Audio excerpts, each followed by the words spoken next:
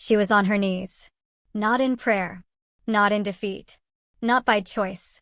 She was on her knees in the center of a boardroom that smelled of expensive cologne and cheaper cruelty, scrubbing the marble floor with her bare hands because the man standing over her had thrown her mop across the room and told her to use what God gave her. And the worst part, the part that would stay with her long after everything else had changed, was that nobody in that room said a single word to stop it. His name was Soren Deck, head of operations at Dreven Corporation.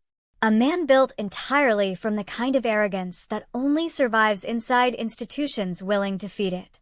He was not particularly tall. He was not particularly intelligent. But he had power over the people beneath him, and he used it the way small men always do, loudly, publicly, and with a carefully selected audience to perform for. The boardroom was full. Every senior staff member, every department head, every assistant who had been summoned for the quarterly assembly sat arranged in their expensive chairs and watched. Some looked uncomfortable. Most looked at their papers or their phones or the middle distance, that specific human strategy of being present at a cruelty without technically witnessing it. A few, and these were the ones Zephyra filed quietly away in her memory, actually smiled. "Scrub it properly," Soren said, his voice carrying across the entire room with the ease of someone who had been performing for audiences his whole life. "You people always do the bare minimum.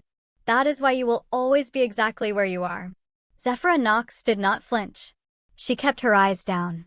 She kept her hands moving in slow, deliberate circles against the marble. She felt the cold floor through the thin fabric of her uniform trousers, and she breathed slow and controlled and deliberate, the way her mother had taught her when she was 9 years old, and the world felt like it was pressing down from all sides at once. "Breathe, Zephyra," her mother used to say, smoothing her hair back from her face. "Just breathe. The storm always ends." But this particular storm had been going on for 11 months. 11 months of mopping floors that were never quite clean enough by Soren's standards. 11 months of redoing work that had already been completed perfectly the first time. 11 months of finding her supplies moved, her schedule altered, her access cards mysteriously deactivated, and then reactivated 20 minutes later as though it had been a system glitch.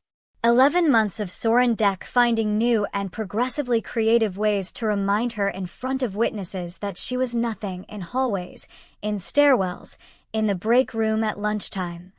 In front of colleagues who always suddenly found something very interesting to look at on the other side of the room. 11 months of choosing silence. Because the moment she stopped being invisible, the moment she opened her mouth or raised her head or gave him any reason to look at her more carefully than he already did, everything she had spent a year building would collapse.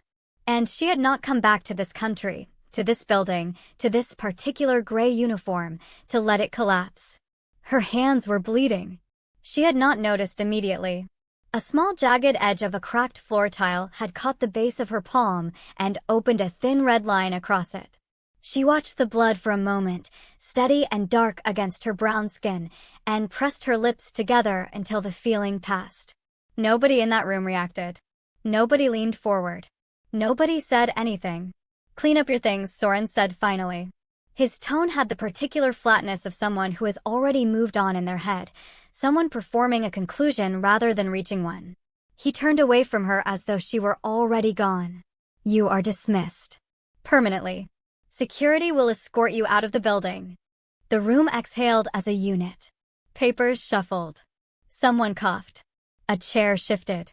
The assembly reorganized itself around her absence before she had even stood up, the way water closes over a stone, as though she had never been there at all. They put her belongings in a black refuse bag. Not a box. Not even a paper bag. A black bin bag, the kind used for rubbish, pulled from the supply closet and filled by someone who did not meet her eyes while doing it. They handed it to her in the main lobby, not in a quiet corridor, not at the back entrance, but in the main lobby. In full view of the reception desk and the morning visitors and a group of brand new interns who had arrived that morning for their first day and were standing in a cluster near the door, still holding their welcome lanyards. One of the interns, a young woman who could not have been more than 22, with big dark eyes and the expression of someone who has just witnessed something they were not prepared for, stared at Zephra with open horror. Zephra almost smiled at her. Almost said out loud, "Honey, I know. The first lesson of corporate life is that the cruelty is always more creative than anyone warned you." But she said nothing. She took the bag from the man who would not look at her. She walked through the glass doors and out into the gray morning air. She sat in her car in the underground parking structure for a long time. It was quiet down there. The particular quiet of concrete and fluorescent light and engines that had already gone. She sat with the black bag on the passenger seat and her hands resting in her lap, and she was very, very still in the way she had learned to be still when everything inside her was doing the opposite. Underneath her left glove, the thin black gloves she wore every day as part of the uniform, year-round, regardless of temperature, on the fourth finger of her left hand, there was a ring. She had been hiding it for 7 months. It was not a small ring. It was not the kind of ring that disappears under fabric easily. It was the kind of ring that a man chooses when he has thought carefully about the woman receiving it and is not interested in being subtle about what she means to him. She had worn it every single day since he put it there, and every single day she had covered it before she walked into that building, and she had never once told him why. She pressed her right hand over her left through the glove, and she sat in the quiet of the parking structure with the weight of everything she had endured and everything she had gathered and everything she was finally about to do. Then she reached into her pocket and called Caius Drevin. He answered before the second ring finished. He always answered before the second ring when it was her. She had noticed this early on and never commented on it, and privately found it one of the most quietly devastating things about him. "Zephra." His voice came through the phone the way it always did, low and precise, and carrying the particular quality of someone who has already assessed the situation from your tone alone. He already knew something was wrong. He always knew. "I need to tell you something," she said. Her voice was steady. She had worked very hard on keeping her voice steady. "Everything. I need to tell you everything tonight." A pause. Not the hesitant kind. The kind where someone is already moving, already adjusting, already making space for whatever is coming. "Where are you right now?" "Still in the building. The parking level." "Stay there." No," she said. "Don't come. I'm fine. I just need you to be home when I get there." Another pause. Shorter. She could hear him deciding. "I'll be home," he said. She drove to him. She sat in his kitchen, and she told him everything, not in the careful, measured way she had been rehearsing for months, but all of it, fast and honest, and with her bleeding hand resting on his kitchen table between them. She showed him the files she had been building. She showed him the photographs and the records and the copied documents. She watched his face as she talked, and she watched it do something she had never seen it do before, not quite anger, because anger was too loose a word for it. Something more controlled and more dangerous. Something that settled into his jaw and his eyes and did not move. He held her injured hand in both of his for a long time after she finished speaking. He turned it over carefully and looked at the cut, and then looked up at her. "Why didn't you tell me?" he said. It was not a question. It was not an accusation either. It was the voice of a man trying very hard to hold something together. "Because you would have walked into that building," she said. "And you would have blown everything I spent a year building in one afternoon." He looked at her steadily. "I would have," he said. "I know you would have. And you thought that was something to protect me from." "I thought it was something to protect the mission from," she said. "You were collateral warmth." He stared at her. Collateral warmth. It is a term I invented. It means... I understand what it means. Something moved in his face that was almost a different kind of emotion entirely. Then it went away. He looked back down at her hand. "Tomorrow," he said quietly. "Tomorrow," she said. "And if you already think you know where this story is going, I am asking you to trust me when I tell you, you do not. Not even close. So if you are new here, welcome. Welcome, besties. Please like this video right now, share it with every person you know who deserves a story that will wreck them emotionally in the best way. Subscribe so you do not miss a single second of what is coming, and drop in the comments where in the world you are watching from. I read every single one. Now let us go all the way back to the beginning of this, because you need to understand who Zephyr Knox really is before you can understand what tomorrow meant. Silenus Knox was not a man who made noise about himself. This was the thing people who knew him always said first when they talked about him, as though they needed to establish it before anything else could make sense. He was not the kind of brilliant that announces itself. He was not the kind of successful that needs a room to know it is in the room. He was the kind of man who simply built things quietly, persistently, with the particular stubbornness of someone who has decided that the gap between where he is and where he is going is merely a logistical problem to be solved. And when he looked up from the building, 20 years had passed, and what he had created was not just a company, but an institution. Knox-driven Technologies had started in a rented office the size of a large bathroom with one second-hand computer and a business partner who believed in him when very few people did. The idea had seemed impossibly ambitious at the time, a fully integrated corporate data infrastructure system at a time when most companies were still debating whether to digitalize their filing systems. Silenus had seen what was coming. He had simply built toward it before it arrived. By the time Zephyra was old enough to understand what her father did for a living, Knox-driven Technologies was in 40 countries and employed over 30,000 people. Her father sat at the head of it all and somehow managed to still be the kind of man who remembered your birthday and asked about your mother and meant it when he asked. He loved Zephyra the way fathers love daughters when they know the world is going to be harder for them than it should be, fiercely, protectively, with a particular grief running underneath the love that he was careful never to let her see. He wanted her free. He wanted her unafraid. He wanted her to move through the world as though it belonged to her, because he believed, with everything he was, that it did. When the marriage ended quietly, without ugliness, two people who had grown into different shapes and were honest enough to admit it, Zephyra went with her mother to London. She was 12. She grew up there. She came back for holidays, for summers, for the kind of irregular scattered visits that mark the childhood of a child split between two countries and two parents who both love them and cannot be in the same place. Her father kept her out of the public eye deliberately, legally, completely. There was no public record connecting Zephyra to Silenus Knox. Her mother had reverted to her maiden name. Knox was Silenus's name, and Zephyra kept it, but it was common enough that it drew no particular attention. Her father had made a quiet but ironclad decision early on that his business world and his daughter would not overlap until she chose to make them overlap. He had enemies. He had always had enemies. He was not going to hand them anything. It turned out he was right to be careful. He was simply not careful enough about himself. Zephyra was 26 when the call came. She was in her flat in Shoreditch on a Tuesday night with a half-finished cup of tea and a case file from work spread across her coffee table when her phone rang with a number she did not recognize. The voice on the other end identified itself as her father's personal assistant. The words that followed were in English, and she understood every one of them individually and, for a long, strange moment, could not make them form a coherent sentence. Heart failure. Found that morning. I am so sorry for your loss. She flew back the next day. She moved through the following week in the particular suspended state of grief that has not yet become fully real, the funeral arrangements, the formal condolences, the legal meetings, the faces of people she had never met who apparently knew her father very well and were not shy about saying so at length while she stood in a black dress and nodded and tried to feel present. The funeral was large and quiet and full of expensive flowers.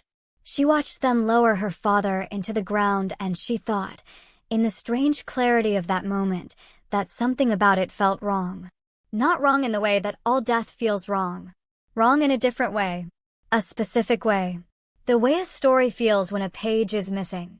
She was standing at the reception afterwards, holding a glass of water she had not drunk, when Aurelius Cribb appeared at her elbow. She had not met him before. He was a small man, fine-boned, carefully dressed, with the kind of eyes that had spent decades watching rooms and remembering everything they saw. He looked at her for a moment as though confirming something to himself.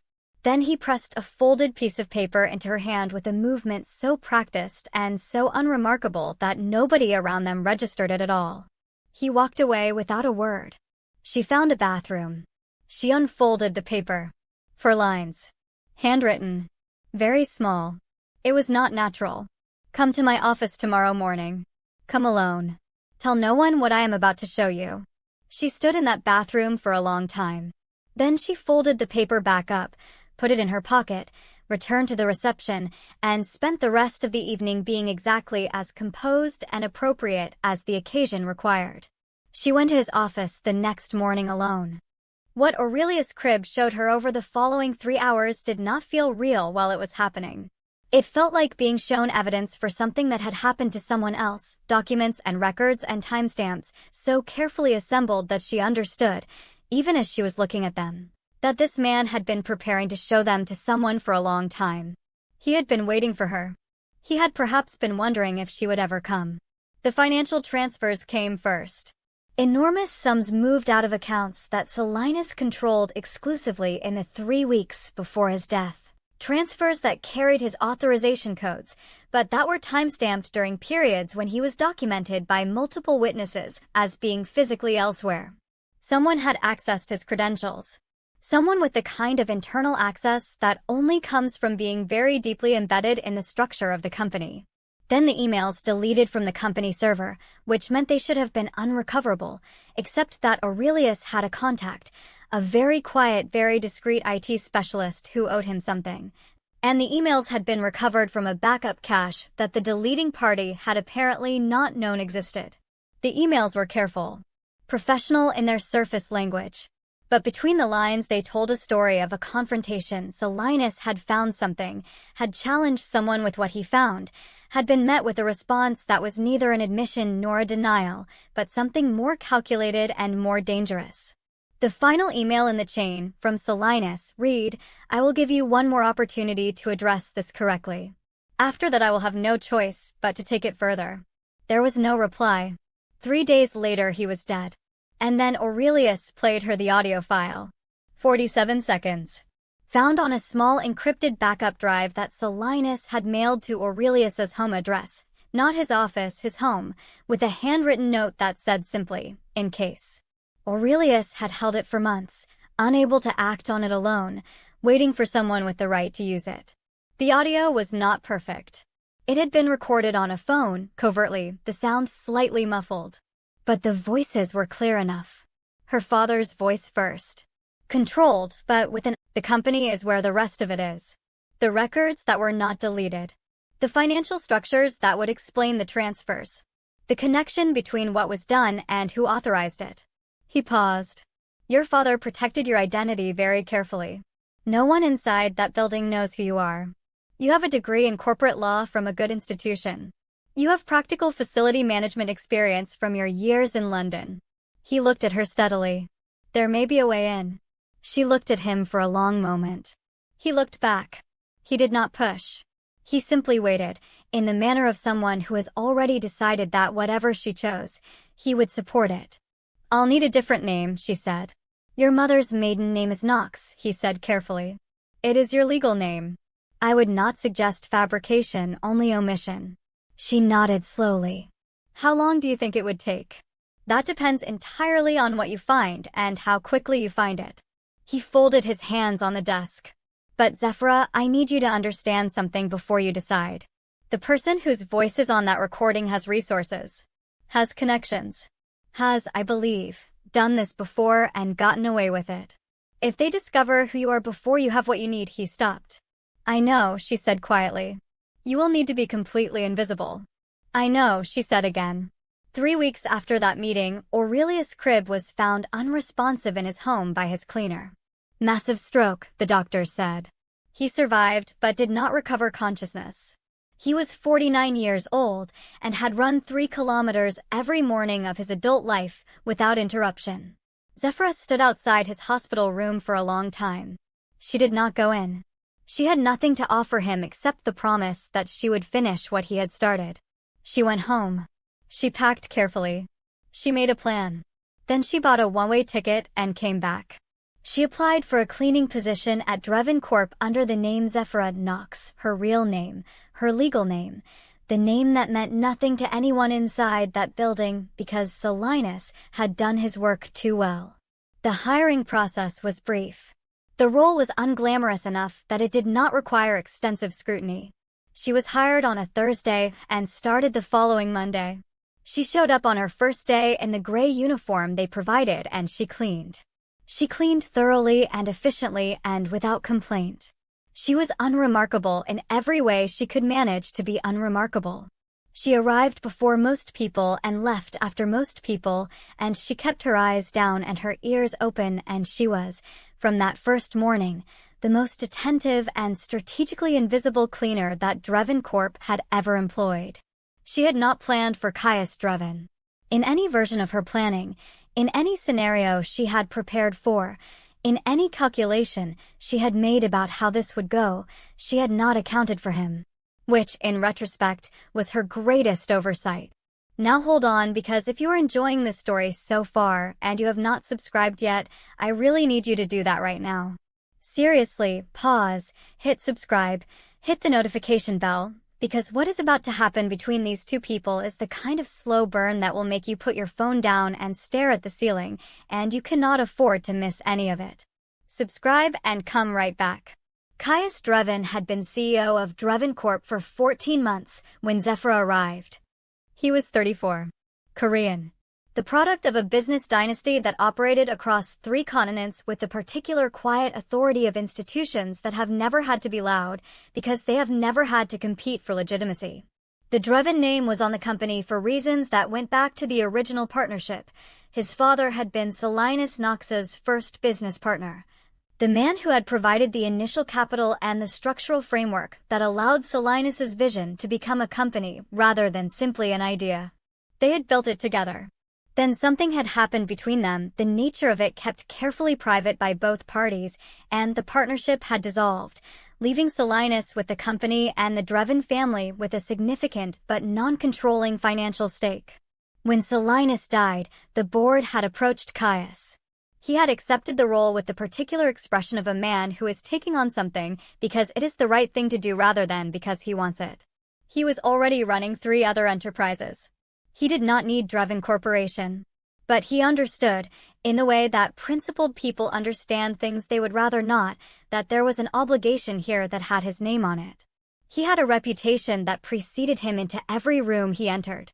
Not an aggressive reputation, something more unnerving than that. He was known for being completely still in situations that made other people loud. Known for making decisions that seemed cold in the moment and correct in hindsight. Known for a level of personal loyalty to the people he trusted that was, according to people who had witnessed it, rather extreme. He was also known, in the quieter circles, in the conversation between the lines, as someone you genuinely did not want to have as an enemy. He was, in short, not the kind of man who should have been crouching on a corridor floor at 11:43 at night, helping a cleaner pick up scattered papers. And yet, she had been on the 3rd floor archive level, carrying a box of physical records, old documents from the early years of the company, the kind of paper trail that tells the true history of an institution when the digital version has been carefully managed. The box was heavier than she had accounted for. The corridor was empty. And when the bottom corner caught on a doorframe and the whole thing went sideways, years of her father's company history scattered across the tiles in a long, slow cascade that she had no way to stop. She was on her knees picking up papers before the last one had finished sliding. Her jaw was set. She was thinking approximately 17 things at once, and none of them were suitable for a corridor. She heard footsteps from around the corner, and she braced, the particular internal brace of someone who has spent 11 months preparing for cruelty and has become very good at absorbing it quietly. What came instead was hands. Beside hers. On the floor. Picking up papers with the efficient, unhurried movements of someone who has decided to help without making a performance of it, without announcing themselves, without waiting to be thanked for the gesture of noticing. She looked up. He was already looking at her. He was closer than she had expected, and she had not heard him sit down. He had simply appeared beside her on the floor of the corridor as though this were a completely normal place for the CEO of a multinational corporation to be at nearly midnight. He was in his work clothes, but his jacket was gone and his sleeves were rolled to the elbow, and he looked. She registered this with the back part of her brain while the front part was busy being surprised. like a man who had been working too hard for too long and had stopped bothering to hide it. He did not say anything immediately. He helped her stack the papers.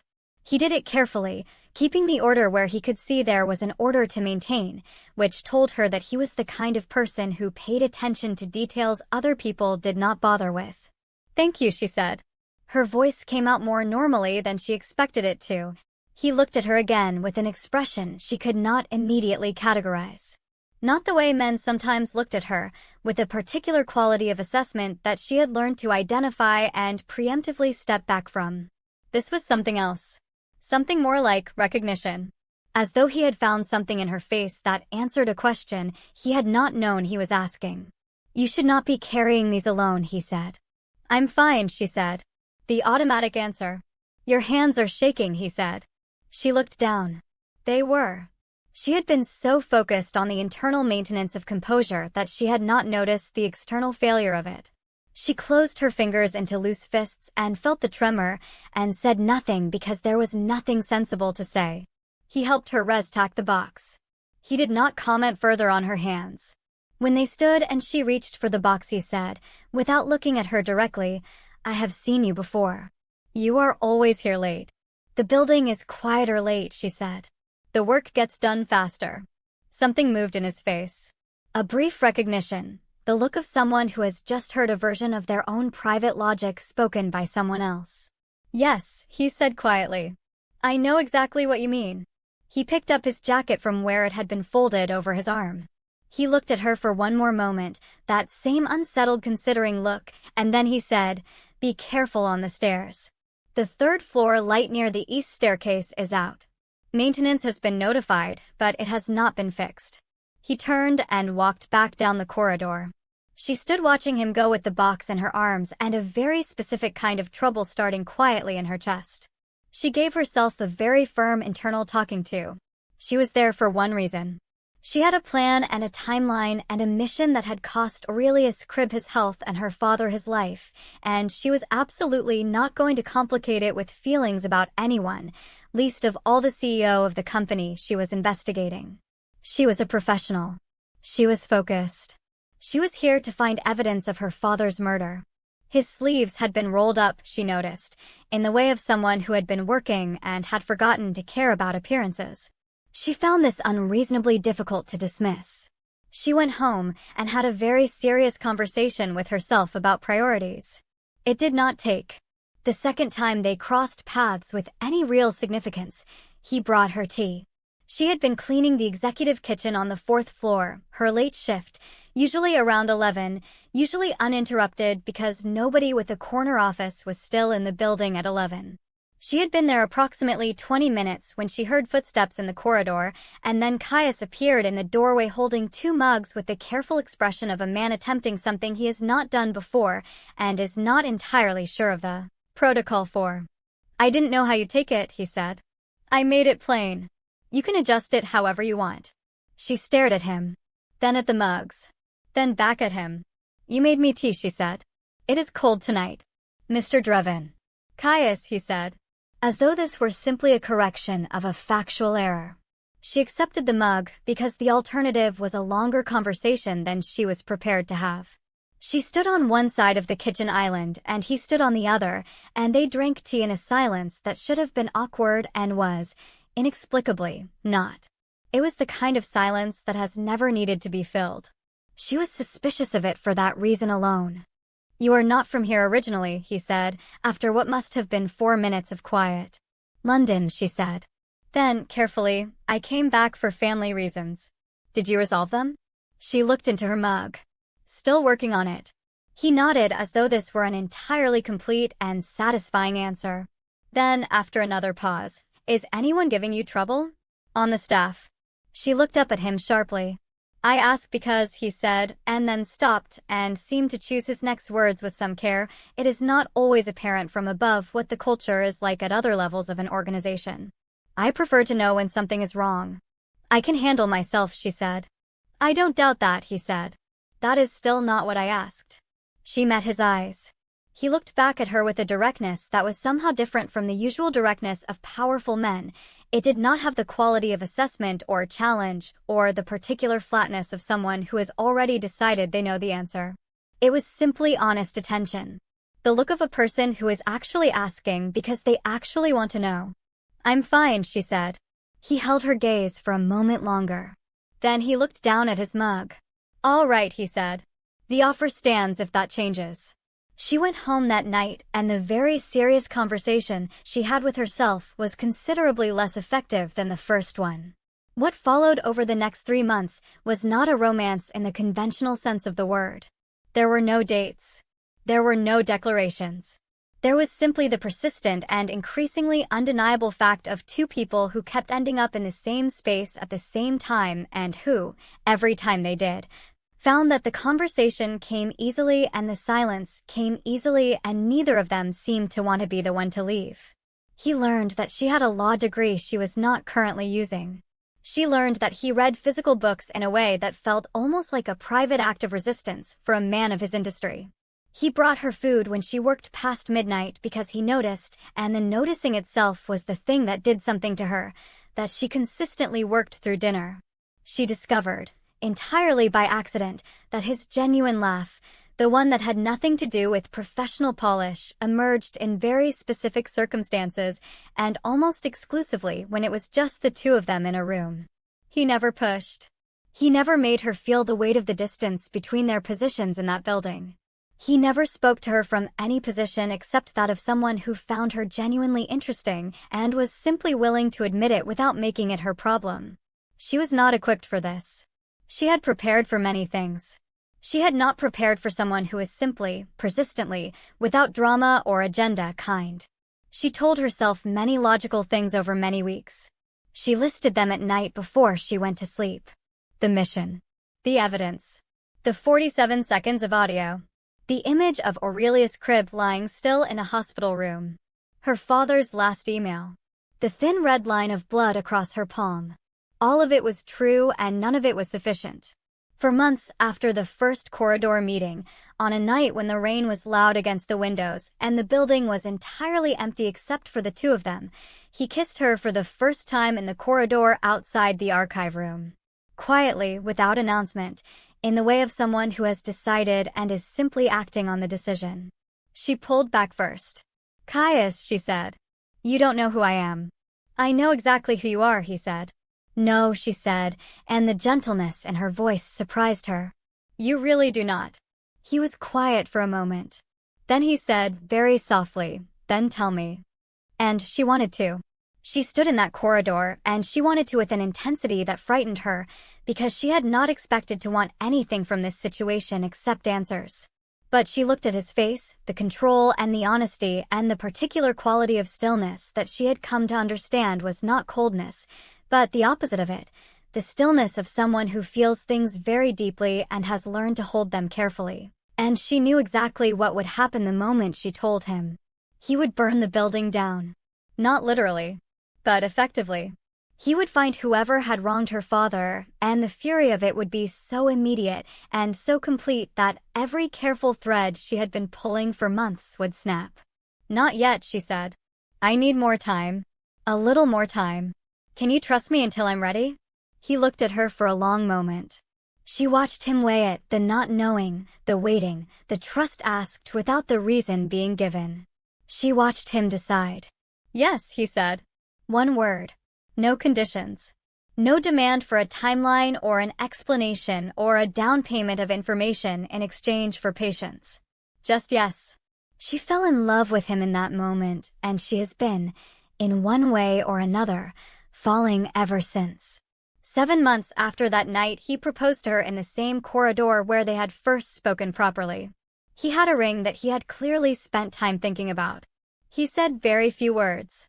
He looked at her with every wall down, that controlled face completely open for once, nothing held back, and asked her to marry him with the same direct simplicity he brought to everything that mattered to him. She said yes, and she was crying before the word was finished, and she would later be very dismissive about this if anyone brought it up. She asked him to keep it quiet. She could not explain fully, not yet. He looked at her for a moment with the expression she had come to know as his version of frustration, very contained, very dignified, slightly pained, and then he simply nodded. "When you are ready," he said. "Thank you," she said. "Don't thank me," he said. "Just come back to me when it is done. Whatever it is." She wore the ring under her glove every day from that point forward. She went to work in the gray uniform. She endured Soren Deck with the patience of someone counting down to something. She gathered the rest of what she needed. And she did not tell Caius about any of it, not the notes, not the threats, not the 11 months of systematic cruelty, because she knew, with absolute certainty, that if she did, he would have appeared in that building in a way that would have ended everything. She knew this because she knew him. She knew, for instance, about the Thursday afternoon, 3 months into her investigation, when she had been in a meeting corridor and overheard Soren Deck speak to her with a particular contemptuous edge within earshot of 2 other senior staff members. She had handled it and moved on. What she had not known until a week later, when she overheard Soren Deck on a phone call speaking in the clipped, careful tone of a man who has been put on notice, was that Caius had somehow heard about it and had said something to Soren privately. She never knew what he said. But the edge in Soren's treatment of her dulled slightly for approximately 3 weeks afterward before returning to its usual calibration. He had done it without telling her, without making it about himself or his position, without undermining her stated ability to handle herself. He had simply, quietly, made it known that there were consequences. She loved him for this in a way she found difficult to think about directly. And she was afraid, in the private quiet of her own honesty, that he deserved better than the incomplete version of herself she had been able to offer him. That when the truth finally came out, the full scope of what she had kept from him might cost her the very thing she had not expected to find here. She had pushed this fear down for months. She had folded it up and put it away and focused on the work. And then Soren Deck threw her mop across a boardroom full of people and told her to scrub the floor with her bleeding hands, and something in her said enough. She called Caius from the parking level. She told him everything that night. And the next morning she walked back into that building as herself, for the first time, and she stood beside the man who had trusted her without knowing why, and she let the room understand exactly who she was. She thought it was over then. She thought the hardest part was behind her. She was wrong. Because there was still the question of the woman's voice on the 47-second audio file. There was still the question of who had sent the notes to her locker, the small unsigned notes, the ones she had been receiving since her 3rd month in the building, the ones that said, "Leave now and you do not belong here, and he will always choose his family in the end." She had saved every one of them. She had told nobody about them, not even Caius. She had a theory. She had been building toward it. She needed one more piece. She found it 3 weeks after the boardroom morning, on a night when Caius had a dinner obligation she had chosen not to attend, in the private office he had set aside for her on the executive floor, a gesture she had initially resisted and eventually accepted because it gave her access to archived records she could not otherwise reach. She accessed her father's sealed private files. She used a code Solinus had given her when she was 11, a sequence that had seemed like a memory game at the time, the kind of thing a father gives a child because children love secrets. She had carried it for 15 years without knowing what it opened. It opened everything. She sat at the screen and she read. She read for 2 hours. The financial records. The board correspondence. The paper trail of the original partnership between Solinus Knox and the Drevin family, not the public version, the real version. The version that explained what Solinus had found and why finding it had cost him everything. The original partnership structure contained a financial arrangement that had been concealed from regulators, from shareholders, from the official record of the company's founding. An arrangement that had allowed the Drevin family to extract significant value from the company over a 20-year period without disclosure. Illegal. Comprehensively, indefensibly illegal. The kind of illegality that would not just end careers, but end legacies. Would not just result in fines, but in criminal prosecution. Solinus had discovered it during a routine internal audit he had personally overseen. He had brought it to the only person who could have authorized it. He had been met with a response on the audio file. He had given her time to address it. She had addressed it differently. Zephra sat back in her chair. She pressed her hands flat on the desk. She breathed the way her mother had taught her. Slow and controlled and deliberate. Because the board correspondence, the internal memos, the management emails, the paper trail of decisions made in the months surrounding Solinus Knox's death had a name on them. The name of the person who had managed the Dreven family's interests in the company for 20 years. The person who had authorized the concealed arrangement. The person who had the most to lose from what Solinus had found. Cerintha Dreven. Caius's mother. The woman whose son Zephra was engaged to marry. She looked at the name on the screen for a very long time. She thought about the notes in her locker.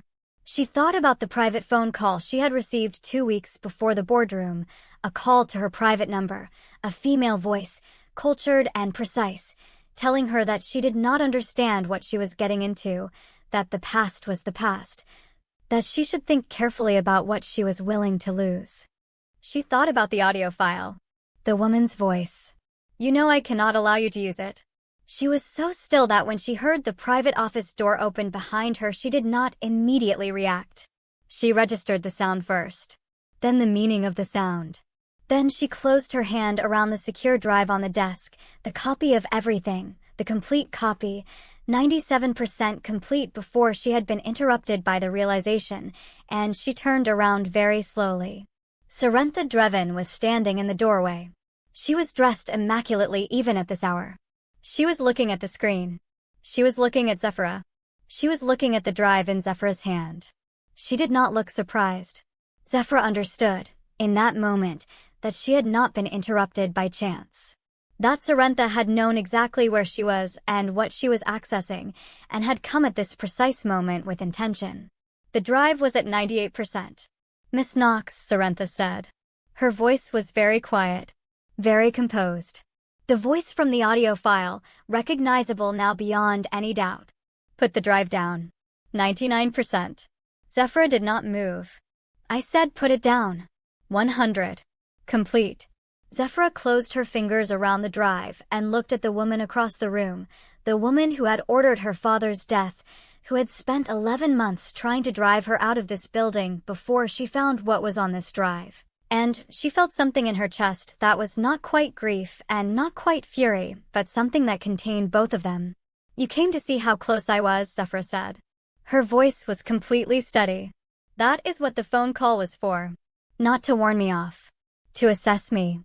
Cerintha said nothing. "The notes," Zephra said. "The threats. All of it since the beginning. You knew who I was before I was even hired." "Since your first week," Cerintha said quietly. "Your father's name was not the disguise you thought it was. I have known what you look like since before he died. He showed me a photograph once, years ago, without meaning to." Something moved across her face, brief and complicated and then gone. "He was very proud of you." The words landed somewhere unexpected in Zephra's chest.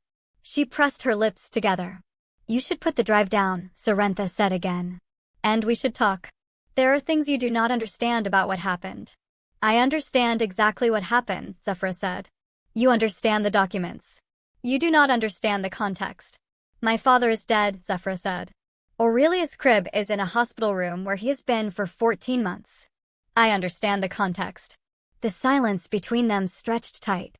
And then from somewhere down the corridor outside the closed door came the sound of footsteps. Both women heard them at the same moment. Zephra recognized them. The specific cadence of them, the pace, the weight, the particular quality of someone moving fast, but not running, someone who has been alerted and is coming with the controlled urgency of a person who knows how to move through emergencies without becoming one. Cerintha heard them too. And something moved across her face at that sound, the first thing that looked like genuine unguarded feeling since she had walked in. It was not fear. It was more complicated than fear. It was the expression of a woman who loves her son completely and is, for the first time, fully confronting what her love has cost him. The footsteps were getting closer. Zephra held the drive and watched Cerintha's face and understood something she had not expected to understand in this moment. This woman had done something irreversible and was going to face consequences that were also irreversible. But she loved Caius. Whatever she was, she loved him. And she knew, as those footsteps came down the corridor, That what was about to happen would change what they were to each other in ways that nothing could undo. The door opened. Caius stood in the doorway. He looked at Zephyra first. Immediately and completely, the way he always found her first in any room, the particular tracking system of someone whose attention has a permanent orientation.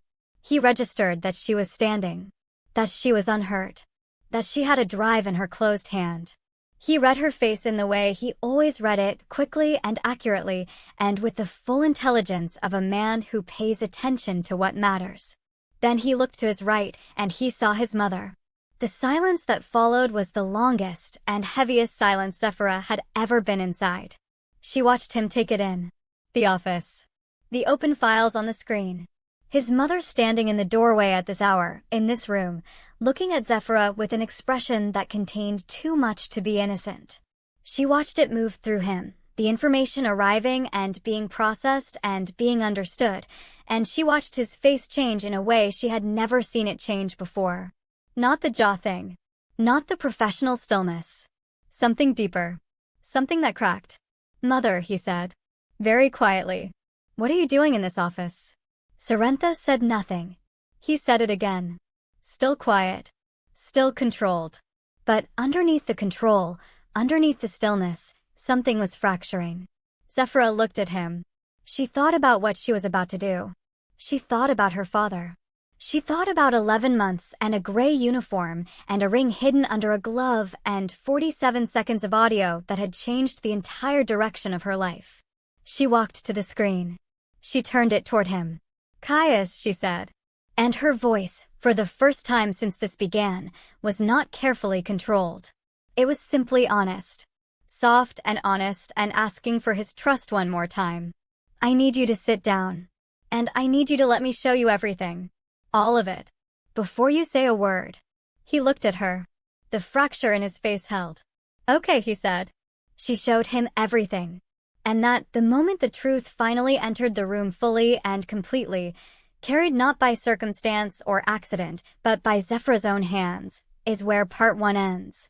Because what Caius Drevin did next, and what Sarentha Drevin said when her son finally asked her to tell him the truth, and what Zephyra discovered still waiting for her on the other side of all this, that is a story for part 2.